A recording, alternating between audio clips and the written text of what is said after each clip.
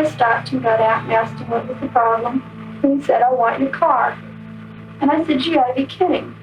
I mean, how many people really do that in real life? They don't. I just kept saying, God, do what's best. You know, if they gotta die, let them die, but don't let them suffer.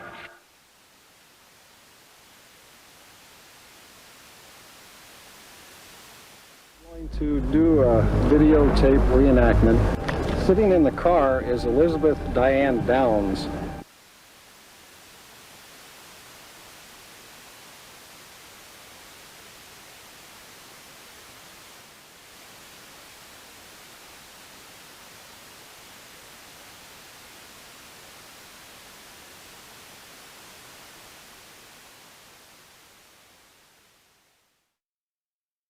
Like that. I got in the car, jumped in, put the keys in. I just hit my cast. Started the car and left. The car door shut itself. God. She was giddy, she laughed, she cracked jokes. I mean, she's reenacting the gruesome shootings of her 3 children. She doesn't seem at all upset. This is worse than, okay. Yeah. I'm sure he didn't intend to shoot my arm.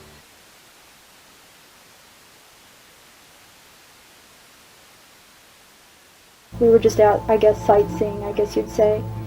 And the kids got tired. They fell asleep in the car, so I decided to just head on home.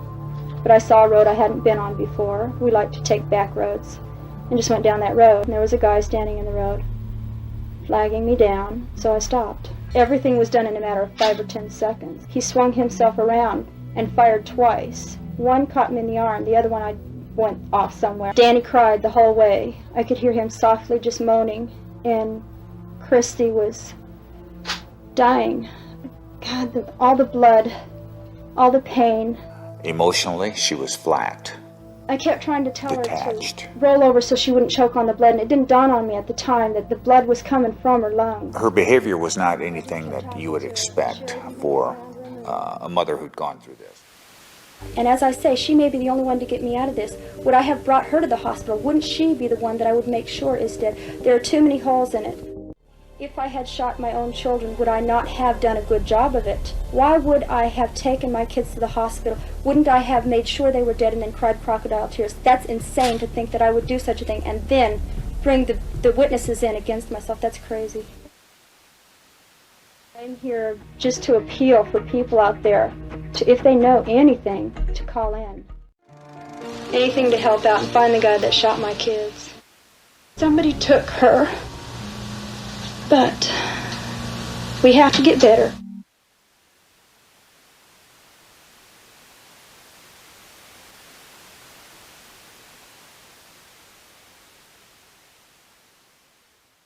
Danny's going to walk again. I don't care if we just have to will him to walk. I think he's going to walk. The doctors all say he won't.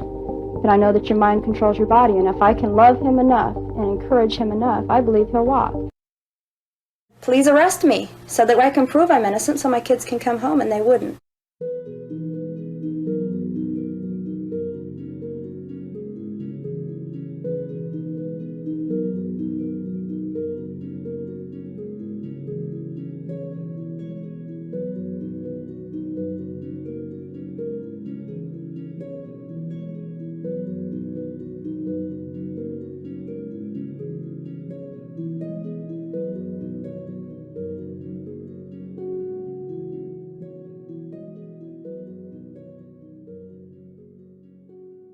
This man shot my daughter. My first reaction was to snap back to my childhood, to the pain that had happened to me back then, my marriage, my entrapment by society. This man was bigger than me. He was stronger than me. He had more power because he had a gun. And I stood there and I looked at Christy reaching, and the blood that just kept gushing out of her mouth.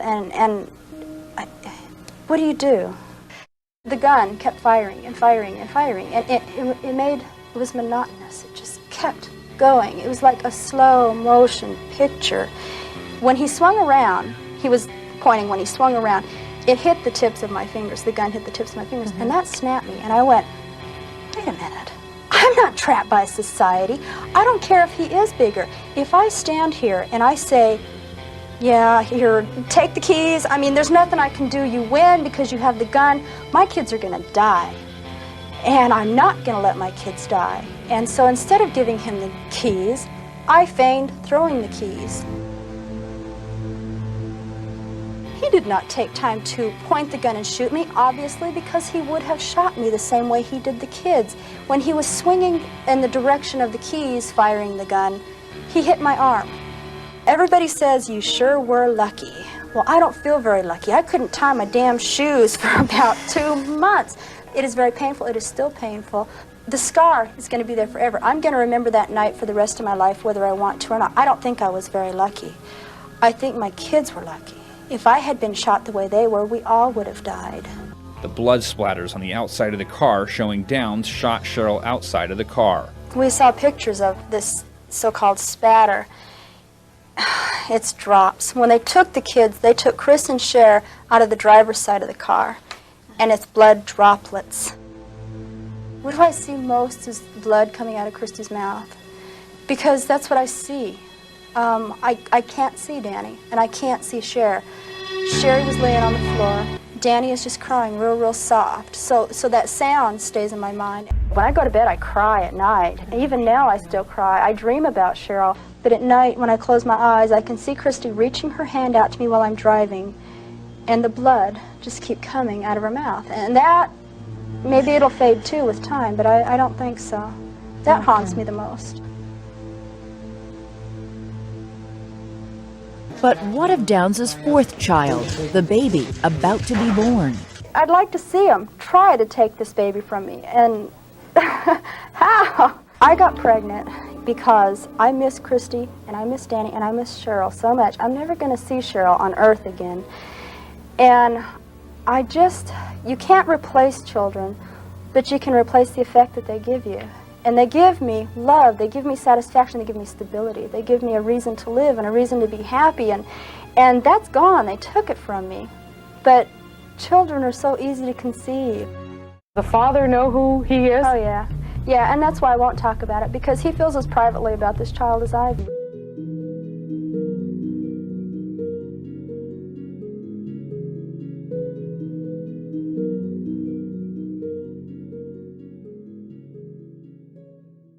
It wasn't like a movie when I was telling them. I was telling them what happened. But inappropriate behavior and a story full of holes is not evidence of murder. Diane, your story stinks. This whole thing is done. It's done from the beginning. I'm sorry. And then somehow she said, I think it was somebody that knew me. You've changed it by saying that this guy knew you now, he knew your tattoo, he knows about you, he threatened you. That's a hell of a change from what you said the first time around. There was no reason for you not to say that at the very beginning. Okay. No reason in your mind. And I have one man sitting here looking at me with a face of stone. I have another man over there smoking a cigarette, 90 miles an hour, and pacing. You're not my best buddies. I wouldn't go drinking with you, that's for sure. Do you feel guilty about what you did, Diane? No, because I didn't do anything wrong. And I wouldn't change it if I could. My kids and I always took the back roads. Trying to find out who shot your kids. And if it was you, And I'm that's the way doing it what I goes. can. Fine, I If it's agree. you, you're going to take the fall for it. If it I wasn't agree. you, then I'm going to quit this job. The interview went for approximately 2 hours, and towards the end there, her frustration level was rising. I'll make you a deal, okay? Next time I remember something, yeah. You can find the guy yourself, because I know I didn't do it. And you can chase your little tails for the next 20,000 years if that's what it takes. You don't like my help, you can it. You're real confident in yourself, aren't you? I know that I didn't do it. Diane thought that she was too smart for us, and that there wasn't anything that could trip her up. Come on, Diane. It's your turn at bat. Since you guys seem to think that I should have brought Diane with me, I will get him myself, because I know who did it. You do know who did Yes, I do. I damn sure do. it. You know him by Yes, name? I do. Yes, I do. Yeah. You saw him shoot your kids. Yep. It's pretty important. And I saw him grab my arm and yank my arm out and shoot my arm and say, now try to get away with it. And I'm leaving because I know who did it. Bye. The time is now 17:46, and Diane is just departed the office. We're concluding the tape.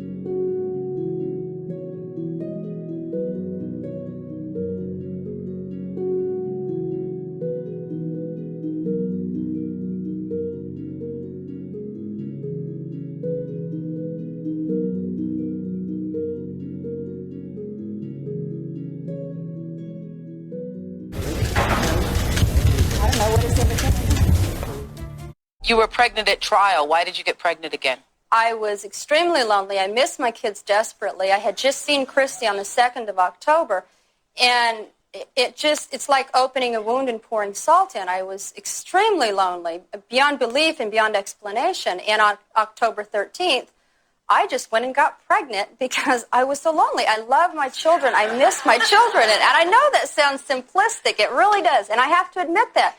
And that's why I say there's so much more feeling inside than I can give in 2 minutes. My whole life, even as a child, all I really thought about, I used to carry dolls around on a pillow, and I wanted to be a mom. I got pregnant when I wasn't allowed to, and I'm not saying he forbade me to get pregnant, but I didn't consult him. I wanted to have children, and so I got pregnant without asking permission. 2 years' time, I had 10 separate lovers. 2 years. That's not very many, and less than half of them were married. According to police, she became obsessed with trying to get him, writing him letters every day, but they would come back unopened. He would change his mind on a daily basis. I'm coming, I'm going, I'm coming, I'm going. I want a divorce, I've changed my mind, I don't want a divorce. A week and a half later, he changes his mind, he doesn't want a divorce. Look. Talk to you, referred to you by name, and also referred to your tattoo. Right. As close as you can remember, what did he tell you?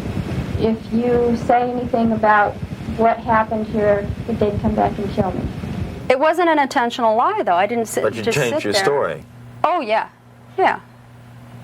I agree. I mean, you know, you've heard it. It's obvious. Doesn't that make it seem kind of tough to believe what you're saying? If you change your story 2 months after the shooting? I'm sorry. I mean, I'm not saying that you have to believe me. I'm not saying that anybody has to believe me. But I know within myself, I can sit here with a clear conscience and know that I did not shoot my kids. This weird person came up out of nowhere and shot us for no reason and just left. I mean, that's not a believable story. I could have, if I had done this, I could have come up with a believable story. It really happened. I could smell the blood. I could smell the gunpowder. It was just a really, really horrible feeling. But Diane says she... Sure, I could sit here and cry and be all upset. And what's it going to prove? It proves nothing. I am who I am, and I can't prove that I'm anybody other than what I am. Why wouldn't they arrest me if I did it?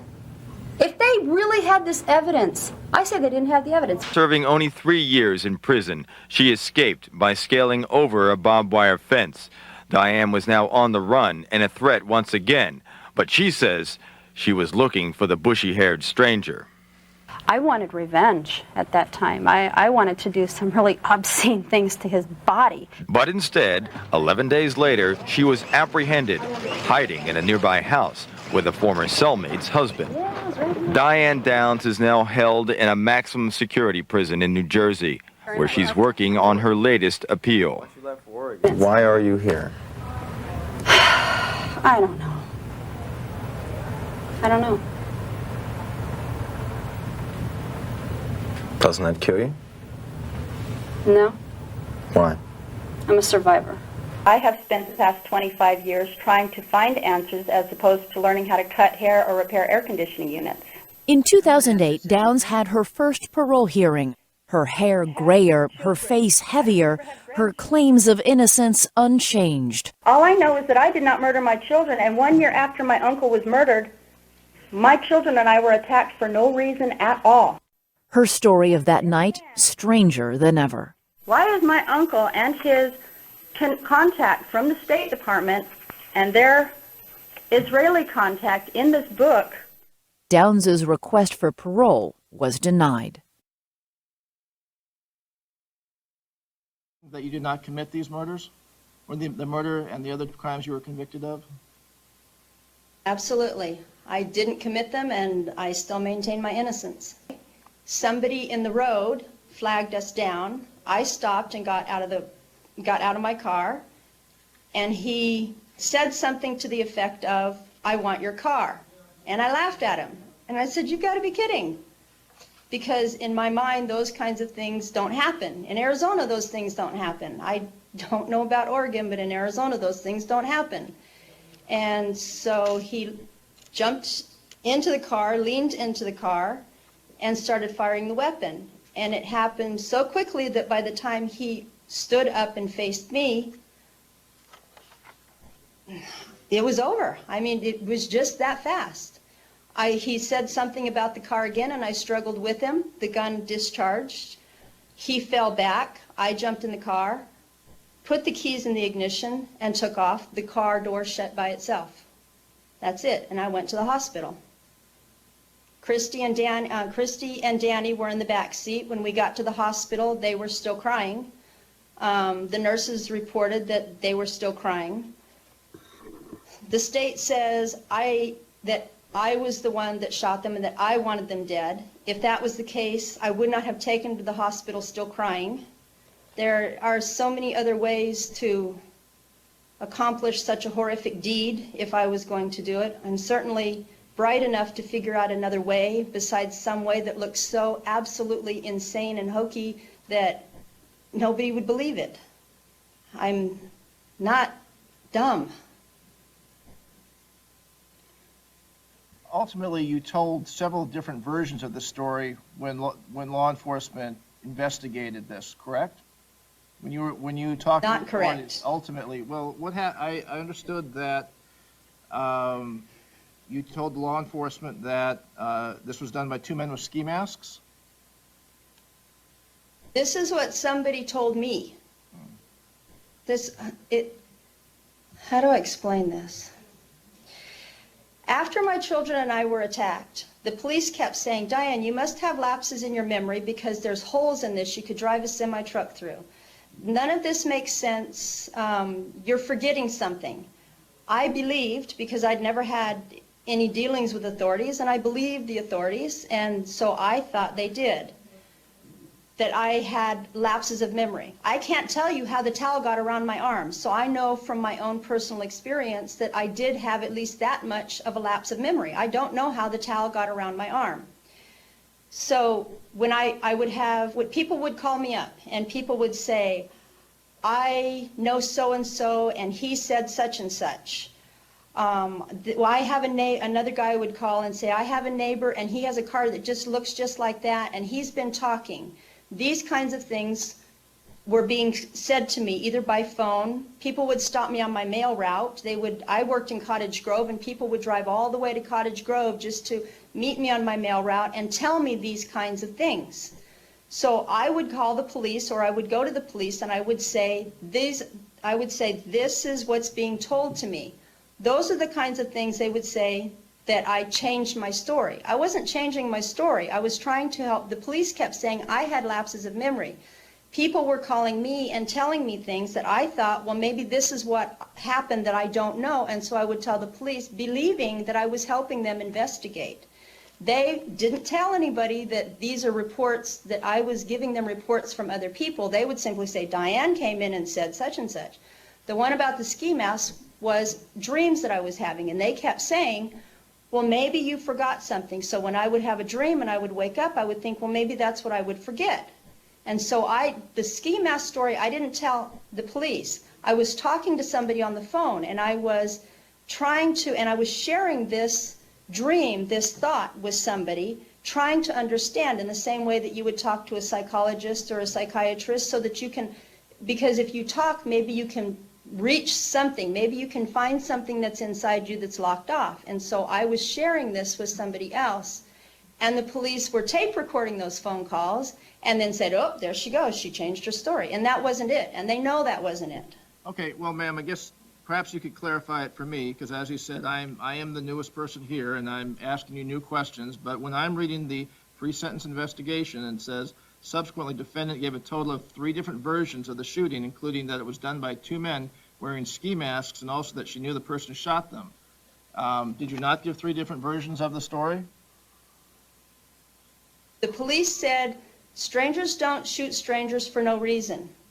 So I believe this had to be somebody who knew me. They also, at one point, the last day that I got to see Christy in the hospital, I believe it was June 15th of '83, Doug Welch came to the hospital and said, Steve Downs did this. We know Steve Downs did this. You need to be willing to testify against him. I said, how do you know Steve Downs, my ex-husband? How do you know Steve Downs did this? Give me the evidence. He said, don't worry about the evidence. Just be willing to testify. I said, if you can't prove to me he did it, he's not the one that fired the gun. He said, but he was behind it. I said, I cannot testify against somebody unless you can prove to me that he did this. I know he hates me, but why would he hurt the kids? Doug Welch said, you better be willing to play ball or you'll never see your kids again. And I said, I cannot testify against somebody unless you can prove to me that he did it. The next day when I went to see my children, I was not allowed to see my children ever again. That gave me the belief that the police were absolutely convinced that somebody I knew did this. And if the police believed it, then I believed it. Now, if they want to turn this all around and say, Diane changed her story, that's not what happened. And you guys are on the parole board, and I know you work with the legal authorities. You work with police, you work with the district attorneys, and so you know how they work. It's how they, I know now what they were trying to do. They were trying to scoop me into a corner so that, I don't know, so that I would say or do something that would incriminate me, which certainly worked. But that's not what happened. Though what I'm telling you is exactly what happened. Doug Welch came to the the hospital in Springfield. Oh, I can't even think. Mackenzie Willamette. No, anyway, to the Springfield Hospital. He sat right there. He caught me when I was coming through the front door. He pulled me into the lobby. And these are the things he said to me. I went to see Christy for 15 minutes because that's all I was allowed. I left, and he was standing there, and he goes, I'm not playing, Diane. And I said, prove to me Steve did this. He says, let us worry about the proof. And I said, I can't testify against him unless you can prove to me he did this. And I left. The next day, I did not see my children ever, ever again until court. And that was it. And so I believed. I believed what the police, I thought the police believed. Now, maybe they did believe that. Maybe to this day they still believe it, because Fred Hugie was, another time he told my attorney, Jim Jagger said, Fred, you know Diane is innocent. He said, I know that and you know that, but she's covering for somebody, and as long as she's going to cover for somebody, she's going to do that person's time. Jim Jagger said, go ahead. I said, so is it your, is it what you're saying today is that the prosecutor in your case knew you were innocent, yet in order to get someone else, to convict someone else for this, he basically threatened to keep your kids from you in order to get you to make incriminating testimony against somebody else? Is that what you're saying? I'm not saying that. I'm saying that Jim Jagger told me Fred Hugie said this to him. I don't know that Fred Hugie said this. I have no reason to believe Fred Hugie said this now. But that's what Jim Jagger told me Fred Hugie said. So from that point on, I believed, from that point on, I believed that Fred Hugie believed that it was somebody that I knew. That's what I'm telling you. That is what shaped my belief patterns. And so when I would talk to the police, I spoke to the police as if it was somebody that was familiar to me. Not because I believed they were familiar to me, but because Fred Hugie told Jim Jagger, and Jim Jagger told me that Fred Hugie told him this. I have no reason to believe Fred Hugie would do that. I don't. Fred Hugie adopted my children, I think, during the trial.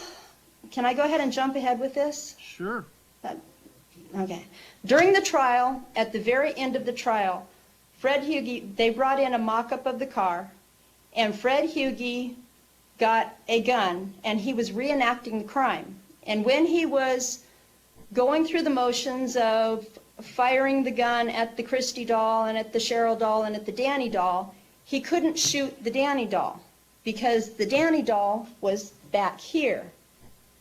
And he raised up and he looked at me, and I went like this, and his face, he had a look of incredulation on his face, and his mouth started to open, and I nodded my head yes, and he had to switch the gun to the left hand. A right-handed person could not have shot the Danny doll.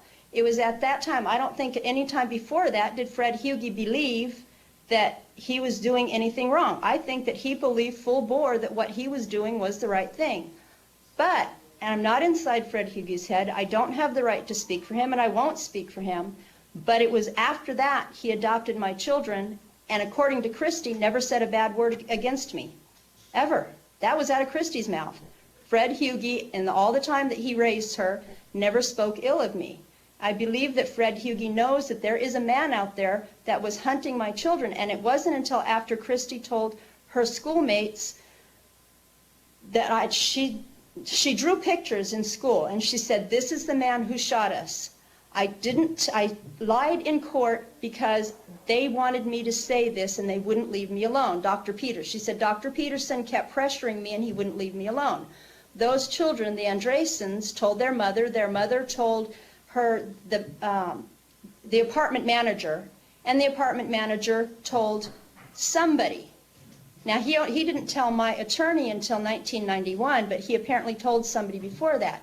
But it was at that time when Christy was in that school and classmates with the Andresen twins that Fred Hugie decided to adopt my children. Well, good. I know. So, yeah, we talked about that. Oh. You've had conversations about your needs, but have you thought about their needs? Because your case obviously has attracted some attention. How will it be for them with all the potential attention that you living with them might bring upon them? Have you thought about their needs in this?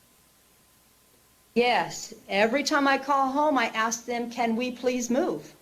I want them to move to another place. When I used to file legal work, back before I finally got my answers, and you check and see when my legal work all stopped. It's when I finally got the answers and I was finally able to calm down and just be me again, about 2005. But back in the day when my dad would file, I would write everything, my dad would type it, my mom would copy it, and she would do the filing for all of my legal work. Well, my dad, on the filing page, that's the certificate of mailing, you have to sign your name. My dad would always put his address. So everybody knows where my parents live. And so every time I would talk to my parents on the phone, not every time, at least once a month when I talked to my parents on the phone, I would say, please, can we move someplace else? I would like to live someplace else where nobody can find you, because people are going to be coming by the house all the time, wanting to peek in the windows, wanting to heaven knows what. And I don't want us to have to deal with heaven knows what. My dad's 80. He had a stroke 2 years ago. He's very thin. He's lost 30 pounds. He stumbles. He falls. My goodness gracious, when they were here in August, his whole arm was bruised. I was scared to death that my mom was going to be arrested for battery of an elder and I asked, what happened to you? My mom says, he falls now. And I do not want my parents to have to worry about when my mom has to go out and get groceries because she can't get my dad to go in the car. It's easier for my dad to just stay at home. I don't want my mom to have to worry about when she has to go grocery shopping. Is somebody at the end of Quarter Mile Road going to be there throwing tomatoes at the car or wanting a signature or can you sign my book or whatever? I don't want and so I would ask them, please, please just move. And it wasn't until May of this year when it was finally time. They know by ORS 144.228 that my parole date was May 9th. And so in April, my mom said, I've decided we're going to move and not tell the kids where we're going. I said, okay. But so my parents finally said yes, that they will move. Unfortunately, for me to move, I have to tell you guys where I'm moving, and it's the same as telling the media where I'm moving, and telling the media is telling the wackos. Because somehow the wackos always seem to know everything. And the only thing that I can ask is, please, if you do parole me and you allow us to transfer to another state, someplace, please don't tell anybody where we are. I mean, it's the only way that I can keep my parents safe. I'm not worried. Come on, I live with 4,000 of the worst people in humanity, and it's a washing machine. It keeps turning over and turning over. We in California, we parole 11,000 people a year, and they come right back. So I'm not concerned about my safety, but my parents are old. If you think that it's better for me to parole someplace and never see my parents again, and that's the only way to keep them safe, then I would do that. But I don't want to not see my parents again. I love my parents. My dad needs me to take care of him. He's 80 and he falls. He's a big man. My mom's a little woman. She doesn't, when it finally comes time to start bathing him and taking care of him, my mom isn't going to be able to do that by herself. Sending me someplace away from my parents would not be good for them. I could do it. I could do it. I've certainly dealt with, I've lost my children. Once somebody takes your children from you, taking your parents is, what's next? But my parents really need me.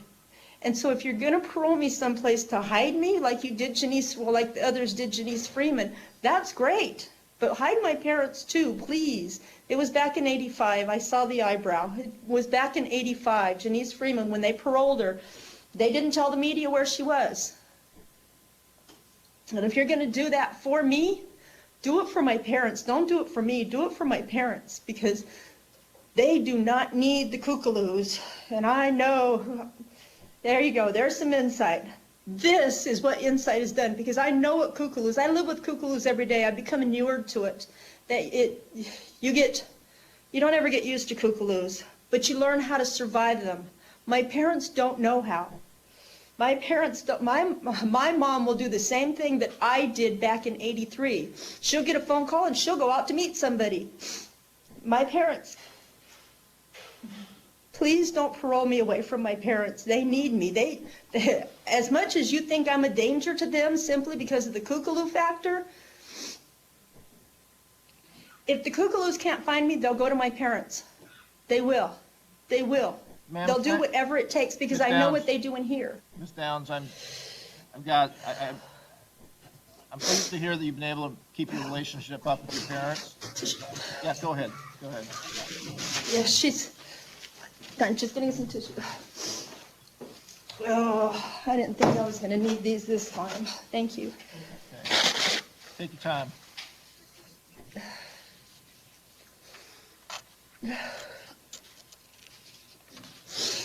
Okay. What you've been able to maintain with parents. Any other relationships that you've been able to maintain that you'd like to share with that might help you if you release in the community? Are you involved in a romantic relationship at all? Any friendships or anything? No, none that take me there. None that I would need. No.